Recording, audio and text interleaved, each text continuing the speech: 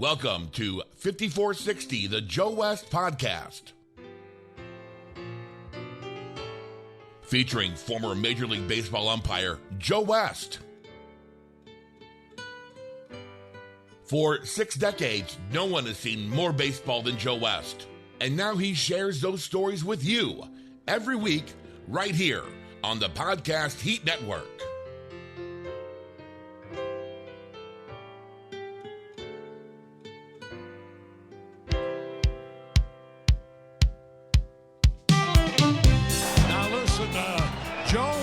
Is asking the Reds to leave the field. I guess maybe as a form of security. Well, Joe West is not going back behind the catcher. So what is he doing? He wants to throw him out or what? He's not going to back away from confrontation. It's just not in his makeup. Which guy are we talking about backing away? Well, come to think of it, it's both guys. And they're warning the Atlanta dugout now. A helmet came flying out. Bobby Cox, I don't think threw the helmet. One of his players did, but Bobby's jawing back at Joe West.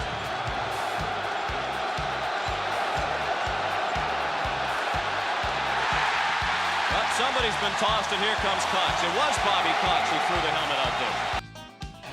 Off the umpire, and that's a foul ball. Joe West gets drilled, and he appears none the worse for it. He's a strong man. Nice. Now Joe's going to give him some argument because Mark's saying, "What do you do?" Joe, just get over there and umpire, will you? Yeah.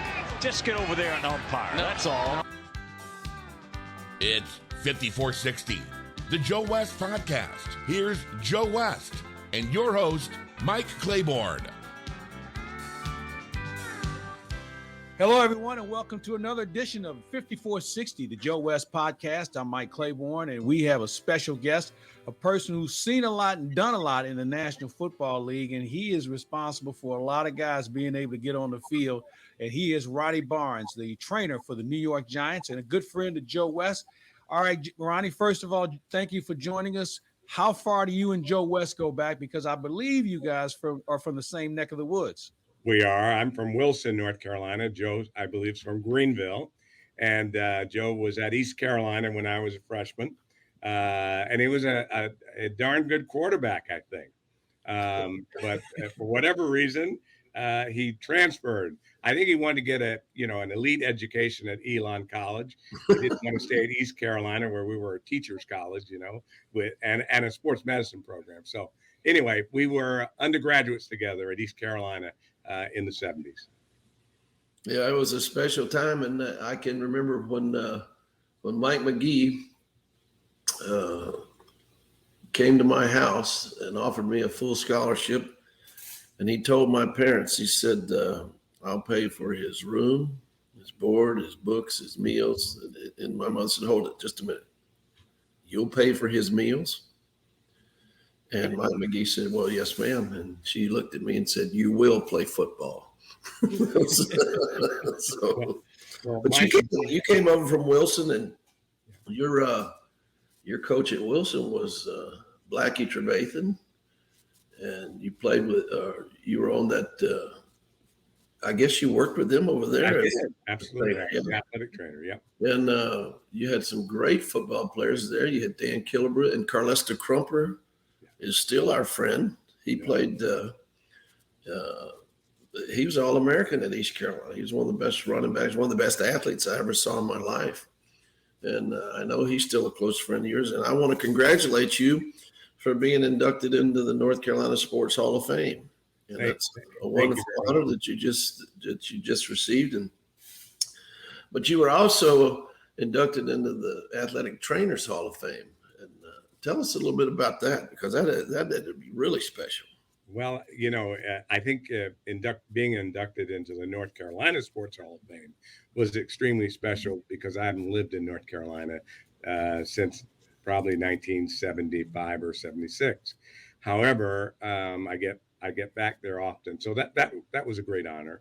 And to be honored by, folks back home was a thrill. And to have almost 100 people there that I knew, extremely special. Athletic Training Hall of Fame, certainly great. I thought that, I worked a lot on all kinds of committees to advance the profession of athletic training and to protect athletes. So that was as you say, that was a very special honor. Now I'm starting to get, lifetime achievement awards. So I think that means that the final chapter is being written at this time for sure. You mentioned Mike McGee, and I just want to tell you, it's interesting because Mike McGee came to Wilson and he recruited Carlester Crumpler to play at East Carolina. He was recruited all over the country. I traveled with him to Florida State. But what Mike McGee did, and he was a Duke University standout as a player and had played in the NFL and came to East Carolina. I think it might have been his first head coaching job, but essentially he offered Henry Trevathan or Blackie a job, and Coach Trevathan brought about 8 or 9 of our players from our high school championship team and me. And Mike McGee gave me a scholarship as well. Now, when Sonny Randall got there, he said, "How can this be now? There's an athletic trainer taking a football scholarship. I don't understand that." So he took it away, but I was able to find the money someplace. Well, yes. Ronnie, for you as a trainer, first of all, I remember you when you first started with the New York Giants, and you were the first person of color to be able to assume that role. How did you get into training? Because that's something that's truly an acquired taste, because there's so many things people can do in the world of sports. A lot of them play, some umpire, but training is something that's very unique. So how did you get involved? Well, I would say that I was not a very good athlete, certainly not a quarterback like Joe, and I was a bit of a runt. So, but I was very interested in sports, and Gus Andrews, who was a football coach at my junior high school, said, I went to NC State. The head athletic trainer at North Carolina State has a program in the summer, and I'd like you to go. He said, you keep hanging around the team, and so if you could become a student athletic trainer for not only the junior high school, but the high school Wilson Pike. So every summer I would go off and take these courses: how to tape ankles, how to treat a sprained ankle. And because there were no full-time athletic trainers. So that's how I got my start, and went to East Carolina, and they had the very first sports medicine athletic training program in the state. And so I was fortunate that I landed there. I was looking at other schools, got accepted at other schools, but clearly I knew from an early age what I wanted to do. And I followed other professionals, especially college athletic trainers. I knew all their names. And so I've been fortunate to get into a field like that and stick with it, and to get an undergraduate degree in it, a graduate degree in it, and to move quickly to the National Football League. Yeah, but you were also very good. I mean, and you had enough guts to tell the coach, I can't send him back in.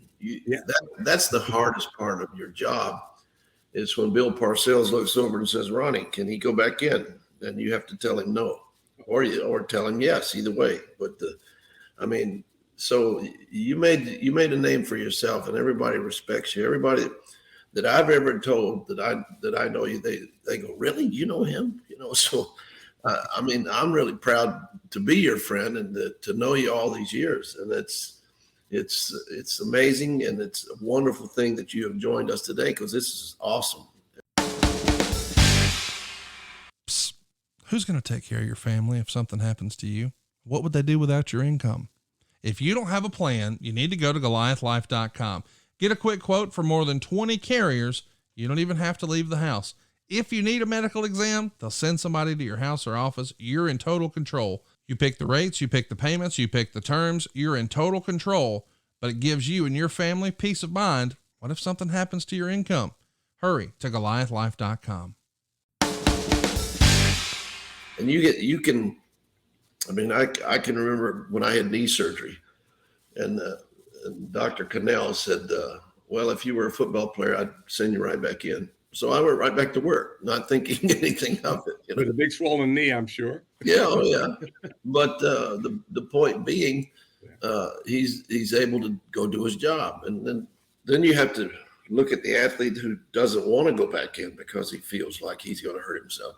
There's a lot to your job that a lot of people don't understand, and I don't know how you put it all together and you separate. Okay, do I send him back in or do I don't send him back? I mean, it's just amazing that the decisions you had to make are just as important as the head coaches. So I applaud you for everything you've done over the years. Well, thank you. And, we've made tremendous advances in sports medicine. I say the MRI is the most revolutionary thing that could happen because we could physical examine the athlete, examine them, but we didn't exactly know without either operating on them, and we didn't have the arthroscope. So I say the arthroscope, scoping the knee or scoping the shoulder, and the at least in our game, and the MRI really helped us take care of athletes the way they should be taken care of. And I've always wanted to do the right thing. I don't know whether that's part of my North Carolina roots and my parenting, but always do the right thing for the athlete. And I could tell you an interesting story about Joe Morris. He played for us as a running back, and he had a concussion in a game prior to the game that we were in. He had recovered. Obviously, we know a lot more about concussions today than we did then. But we sat him out a game, and he comes back to play, and they ran him about 30 times. So he comes to the sideline and collapses, and we take him to the bench. Now we're thinking maybe it's his head, but he's hyperventilating. They've exhausted him. So Parcells, we're sitting there and we're sitting on the bench with him. Parcells calls me to come to the sidelines, and he says, you see the scoreboard? I said, yeah. He says, we're losing. He says, and if you don't get Joe Morris back in the game, it'll be your fault. So I said, well, what do you want to do? Kill him? So he chases me. He says, no, but I'm going to kill you. Don't you ever say that to me. But and we are great friends, and he never really wanted to hurt anybody either, but he was certain that he probably exhausted Joe, and it had nothing to do with his head. But we were trying to figure it out. But you're absolutely right, Joe. There have been tough decisions throughout my career. And of course, you rely on good doctors and good staff to help you make those decisions. And technology today it really makes it easier than when I started in the 70s and 80s, for sure. Ronnie, for you, you've been in this game for a long time, and football's a tough sport for sure. So are the players, and so are the coaches. You just mentioned Bill Parcells, who's a good friend, and there is that other side to him when it comes to competition. But what about players? And the first guy that comes to mind that that exudes toughness would be Lawrence Taylor. You saw him from the beginning till the end. What was it like to work with a guy like that, who most people wouldn't be able to go back on the field, but he's Lawrence Taylor, and no matter what you said, he was going to do what he needed to do? You're absolutely right. Lawrence was here today talking to our team. And Lawrence lived on the edge. He was an incredible player, as you know. See ball, get ball. I mean, those quarterbacks feared Lawrence. He'd get the ball out all the time. Well, you had to protect Lawrence from himself, and we still have those kinds of athletes. It's interesting. A story I can tell about him is late in his career, he tore his Achilles tendon, and the doctor wanted to put him in a boot for a month. Well, in about 10 days after he had the surgery, he was in cowboy boots. He walked in to see the doctor. So the doctor said, I told you to be in the surgical boot.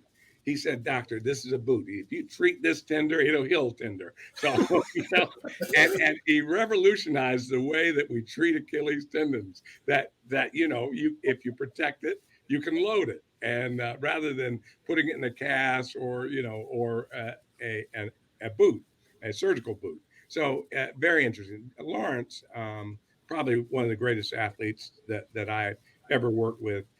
He was extremely coachable. He was smart, and he loved the game. Sometimes today I wonder whether some athletes stay in the game for the money, or do they stay in the game because they love it? And Lawrence, I can tell you unequivocally, loved the game of football, very coachable. And, you know, he had his trials and tribulations during that period of time. But everybody stuck by him. We helped him. And today when I got a big smile on my face. He and O.J. Anderson came to talk to the team. And it was great to see him.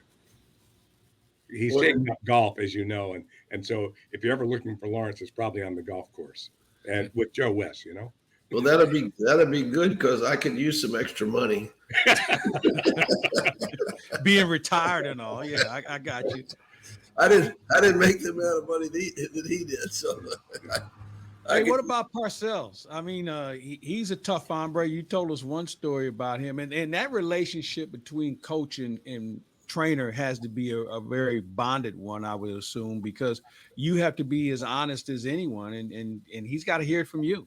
Yeah, absolutely. And he was that way. I would say that what you saw on television was theatrics, because he really was a caring guy. He cared about his players. It's interesting. We were going for our first Super Bowl in '86, and Parcells would make me or say, Ronnie, we're leaving at 5 a.m. I said, Coach, the game is at 1 or the game is at 3. We're leaving at 5. So he said, be on the curb at 5. And we'd go off to the stadium and we'd sit and talk and bond. Certainly that was an awful lot of fun. But prior to the Super Bowl in '86, we'd go for breakfast. So I can see he's twitching and he's a little bit nervous. And I said, what are you worried about? You worried about Elway?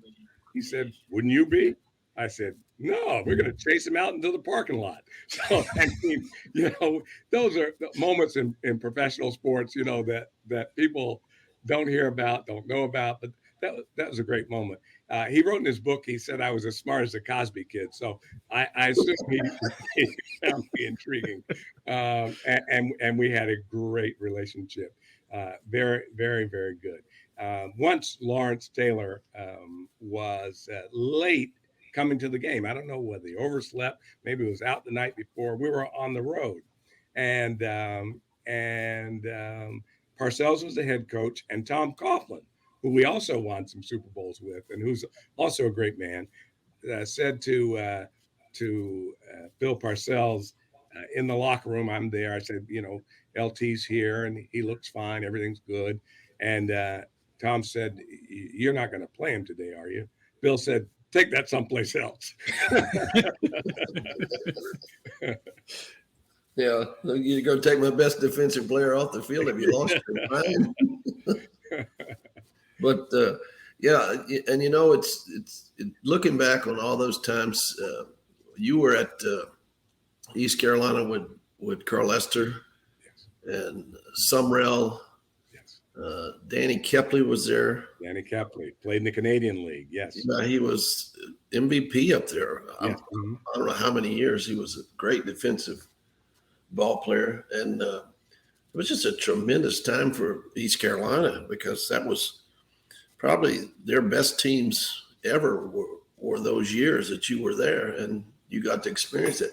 But then you left there and went to graduate school. Where was it? At Michigan State. Michigan State, yeah. And they offered me a job because when I left East Carolina, I graduated and I stayed on as their first assistant athletic trainer. They'd never had one. So I stayed for 2 years and Michigan State recruited me through John McVeigh. John McVeigh, who was who's the grandfather of the current McVeigh for the Rams, heard about me through some folks and recommended me to Michigan State. And so he wasn't with us, but he also is responsible for helping me get to the Giants. But John McVeigh had heard about me, recommended me to go to Michigan State. I went there, took a job as the assistant football trainer, eventually becoming the head football trainer, and got a graduate degree. And I really, it's the first time I ever left North Carolina, you know, for an extended period of time. I thought that my car would be buried in snow and no one would ever hear from me again. But that That's true. I went there. The greatest time of my life. Magic Johnson was there when I was there. Kirk Gibson was there. Kirk played on our football team. He was a flanker, and one of the greatest athletes that I've ever met as well. You know, I put Lawrence Taylor, Kirk Gibson, maybe Odell Beckham Jr. These are just very phenomenal athletes. Can do anything, dunk a basketball, you know, hit a home run, catch a touchdown pass. And so I don't know if you know Kirk, but he was arrogant, he was cocky, you know, but he was there while I was there. And he later, he helped the Dodgers win the World Series the year that Hershiser had his great year pitching. And he only had one at bat that whole World Series, if you remember. And that's right. Yeah. And Joe, did you ever run him? Yeah, I did. I called him out on strikes. He threw his bat. I said, "That's 100." He threw his gloves. I said, "That's 200." He threw his helmet. I said, "That's enough. Gone." And the summer prior to, go ahead. I'm sorry to interrupt. He was a competitor. Oh, he was rough, tough, and he'd get mad at his own players if they didn't compete. He had the football mentality. I'll give him that. Hey, folks, I'm glad you're listening today and having a chance to listen to Joe and our favorite guests we have on. But I want to talk to you about something else. You know, it's that time of the year where guys are getting a little frisky about different things, and they want to make sure they can perform on the field and in other rooms of the house, if you know what I mean. That's where Blue Chew comes in, and this is something, Joe, that we have had a chance to talk about, and Blue Chew is something that we need to let everybody know that can really help them in a lot of different areas. Well, the coolest thing about Blue Chew is it's an online service that delivers the same active ingredients as Viagra and Cialis.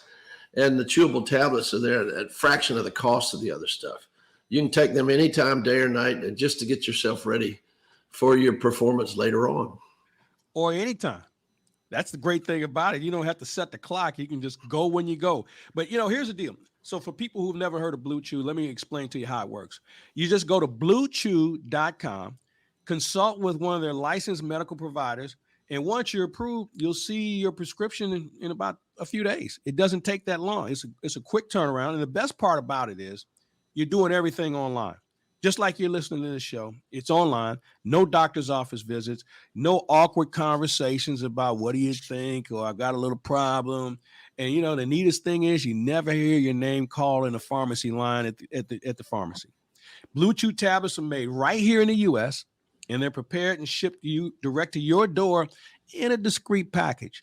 So if you want more information, just check them out, bluechew.com, and you'll find out that you will have a lot in common with the postman after a while.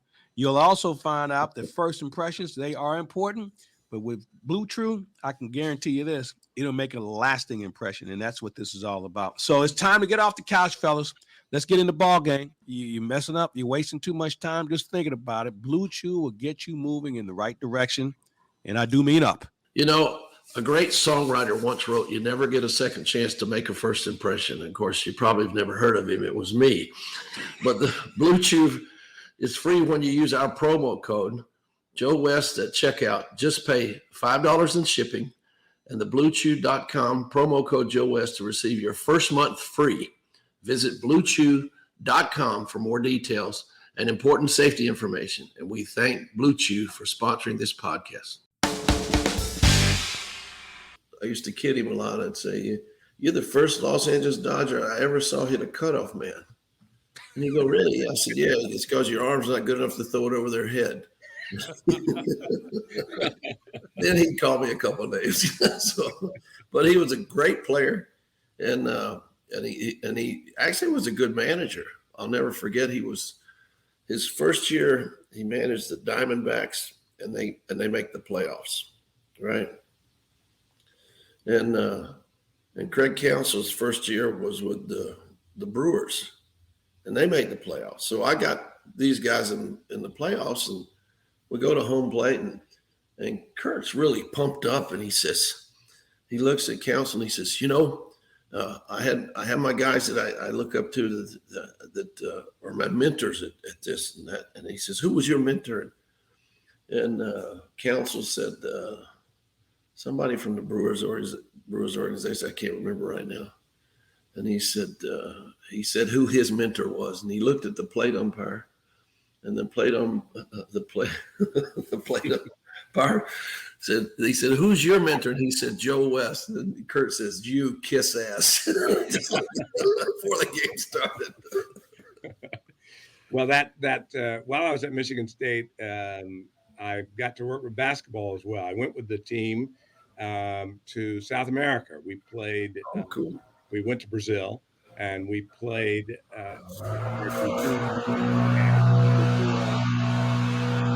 and some other South American teams. And Coach Heathcote took me there because I could speak Spanish. I could say cerveza to get him a beer, Although in Brazil, they speak Portuguese. But nonetheless, that was a lot of fun. And that year we won the national championship basketball with Larry Bird in Salt Lake City. So I've been in the right place at the right time to do a lot of wonderful things. Yeah. So Ronnie, you have 4 Super Bowls, a national championship belt under your title. What else do you have? Not to mention multiple Halls of Fame. Yeah. Well, I have good health and a great job here at the Giants. I love it. And they've allowed me to grow a program and to take care of our athletes and have a good staff. So, I've just been very fortunate and had a charmed career for sure. And you have friends all over the country. And I'm tickled to death that you've included me as one of them. So you are a close friend. Yes, absolutely. It's amazing because, with the Yankees being here in New York, and I watch and I say, "Oh, that's Joe West." I went to college with him. I didn't realize that umpires were so popular. Everybody went, "Can I meet him?" It's just Joe West, But phenomenal career you had as well, Yes, hey, absolutely. Ronnie, for you, as I mentioned, getting into training is a unique venture. What's the best advice you give people? Because sports medicine, as we know it, has grown exponentially over the last few years. You talk about some of the medical procedures that have really helped get athletes back onto competition. But what advice would you give young people who want to take this on as a profession? Well, certainly education is so important. I think if you want to, everybody wants to come to the pros, but athletes all over need care. They need it at the high school level, secondary school level, junior college level, college level. But certainly choose an institution that has an excellent curriculum, finish, get a master's, possibly even add physical therapy to it. I would have done that, except my career took off. So I'm an athletic trainer, but even being dual credential as an athletic trainer and physical therapist is a great route. And get involved. I think do some observation, call an athletic trainer at a college or even at the professional ranks and shadow them, and then become a sponge, get absorbed in the medical arts because it's changing every day. We're making so many advances in medicine. I sit on the board at the Hospital for Special Surgery, the number one orthopedic hospital in the United States, and just watching the advances in, say, joint replacement and joint replacement rehabilitation and the materials, how they 3D print things so that they can try out the orthosis or the joint before they put it into a human being. It's just amazing. So I think it's a wonderful field to go into. I know that young people who really are interested in science and medicine will enjoy it.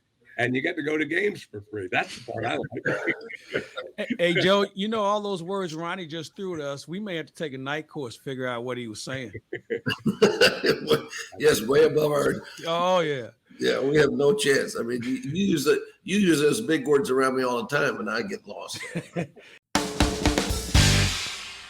Are you feeling stuck making minimum payments on your credit card debt? SaveWithConrad.com can help, and you don't need perfect credit or money out of your pocket to do this. NMLS number 65084, equal housing lender. Oh, and did I mention no house payments for 2 months? Get rid of your credit card debt and lower your monthly payments right now at SaveWithConrad.com.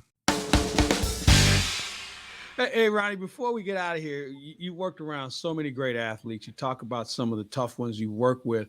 Who are some of the guys that really amused you that you've gotten to know over the years? And maybe because they understood maybe what they were dealing with was serious and they tried to keep the room loose. But who are some of the people who really made Ronnie Barnes look forward to coming to work every day? Well, I'll tell you, Eli Manning is just an incredible man. You know, his dry sense of humor. He comes from a remarkable family. People, you know, I know Archie, I know all his brothers. That made you want to come to work just because of who he was and what he stood for. And you know that he never really missed a game. He had plantar fasciitis when he played, and that was a challenge to treat, but never really missed a game. I don't know if you know Jason Sehorn, played at the University of Southern California. He was a defensive back. Just a great person and a great conversationalist. And, you know, it's a people business, and it's all about the people. Yeah, and that's incredible. Young Odell Beckham Jr., you know, what you see, he's a hard worker. He's committed. He's done some pretty wacky things on the sidelines and everything else. But if you really know him, he's got a wonderful heart. He loves the game, and he's a competitor. And I think that competitor part is the part that we like about athletes. You know, they compete to see, you know, who can get into the parking lot faster. They compete to see who can eat a bag of potato chips first, whatever it might be. You know, that's the part that I love. There've been, it's hard to name all the great folks. You know, coaches, Parcells, you talked about, Coughlin, it's hard to single them out, but it is those relationships and that camaraderie and the bond that you have with them that makes this kind of job, and I'm sure the job that Joe had, extremely successful and productive. I want to throw this question at both you guys. You guys are talking about the physical elements of the game. What about the mental element? Because Ronnie, you have to make sure that you're on the same page with a guy who maybe needs a push or maybe a kick in the butt. And Joe, you've had to do it over the course of the years to be able to communicate with players and umpires and even crew members. So how important for both you guys has the mental challenge of being in sports come into play? Well, go ahead, Joe. I think through experience, and I can say this because I was lucky enough to work with two Hall of Fame umpires. One of them was Doug Harvey, and I've told this story many times. His best piece of advice he ever gave me was don't let them ruin your day. And what he meant by that was like, don't get angry, don't get upset, think about what you're doing, do your job. If the player or somebody gets out of line, get rid of them. He said, but don't let them ruin your day. And this happened specifically because I called ball 4 on Dave Kingman, who was playing with the Mets. And he said something smart about a pitch that was 2 pitches earlier. And I chased him to first base, screaming at him. And between innings, Doug Harvey walked down and says, don't let them ruin your day. If he does something to get, thrown out, throw him out, but don't let them ruin your day. And from that point on, it was like a light went on, and this comes from experience and making mistakes and now trying to correct them and so on and so on, which in Ronnie's case his are life and death situations. Mine is just going to kick a guy out of a ball game. But the point is that through experience and what you do, you need to learn from it every time out there. And when you get to where you think you know it all, you're way out of whack. So you need to be believing that I can learn something new every day. And I think if I was going to give umpires advice that don't let them ruin your day would be the first thing I would tell them.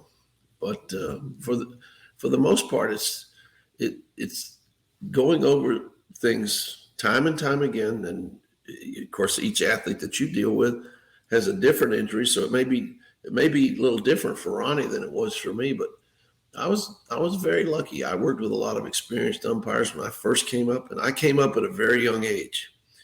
My first game in the big leagues, I was only 23. And so I was very lucky to have a lot of veteran people trying to mold me into what they thought I should be. And I was very fortunate. Well, it's been said, I think George Young told me this when I first came into the National Football League, and he was the general manager for the team. He said, "This is not a game for the well-adjusted." And we work crazy hours. The athletes bang their heads and bodies against each other. It's collision sport. And it's tough to do this job sometimes. And athletic trainers have forever been father confessor, doctor, nurse, parent, advisor, and even mental health specialists at times. So clearly, you talk about kicking somebody in the butt.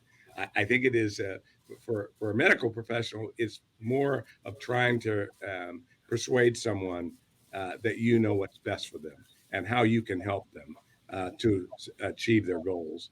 And along the way, giving them some lifetime advice or experiential advice that you've, advising them about mistakes you've seen other players make and how they might take this path rather than another path.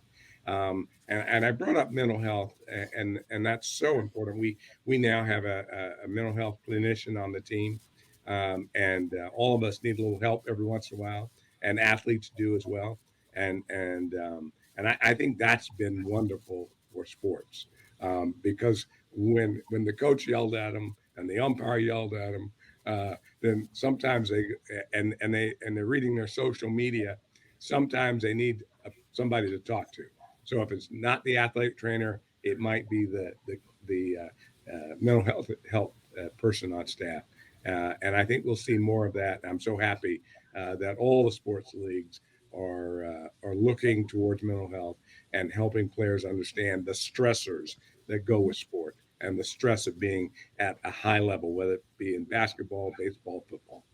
Yeah, there's no question about that. We had a guy that was in charge of medical services for the umpires, and he just retired a couple of years ago, named Mark Latante.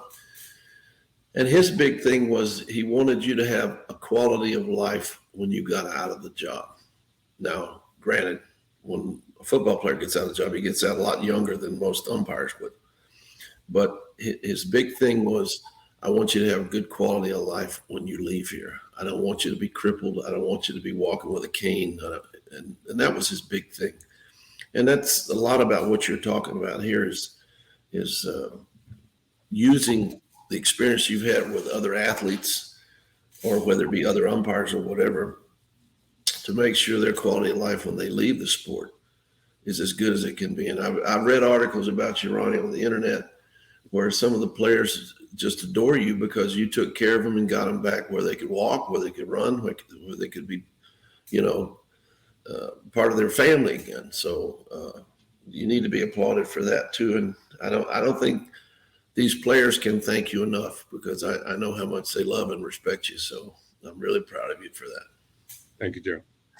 Well, Ronnie, it's been a pleasure, to have you on 5460, the Joe West podcast. And we wish you and the Giants nothing but the best of luck and health this year. And hopefully we'll have a chance to get together and do this again down the road. Well, thank you for having me. I look forward to being on with you again. All right. He's Ronnie Barnes. He is the head trainer for the New York Giants. I'm Mike Claiborne, and that's Joe West. This has been 5460, the Joe West podcast, and we thank everybody for checking us out. Stay tuned. We'll have another great one coming your way next week here on the Joe West podcast, 5460. Thank you for listening.